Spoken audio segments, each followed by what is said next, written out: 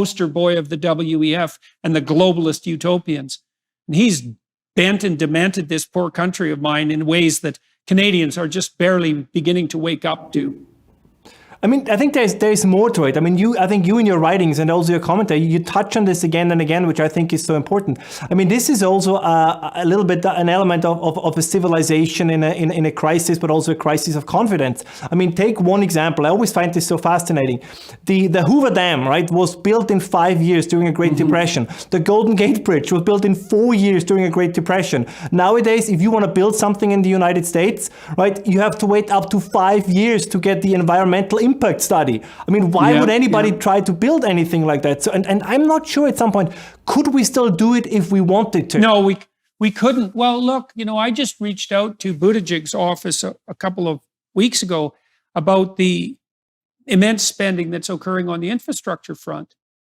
And because some of the people that I've been involved in had a hand in that, assuming that the Democrats who are going to spend a lot of money might spend it on something useful, like fixing bridges, let's say, because infrastructure spending has about a 13-to-1 return on investment. That seems to be the calculation. And then, so we reached out to Buttigieg's office and tried to get some figures. It's like, okay, you guys have all this money.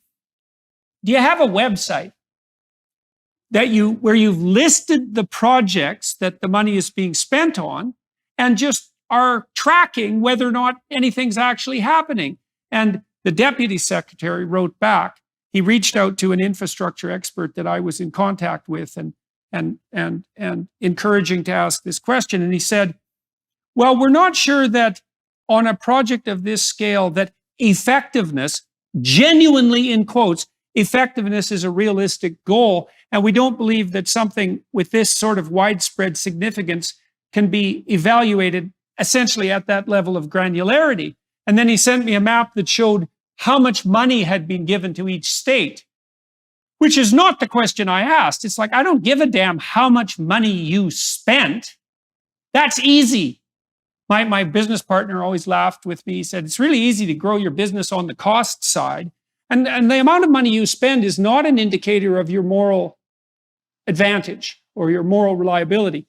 What you've produced as a consequence of the spending is, and as far as I can tell on the Democrat side, there's no care whatsoever given to actually seeing whether the infrastructure money can be spent. And now, when I talk this through with many of the moderate Democrats I'm in contact with, we became painfully aware that the infrastructure bill spending was going to be in trouble because there are so many regulations and so much red tape that it's not even necessarily the case that much of this repair can in fact be done.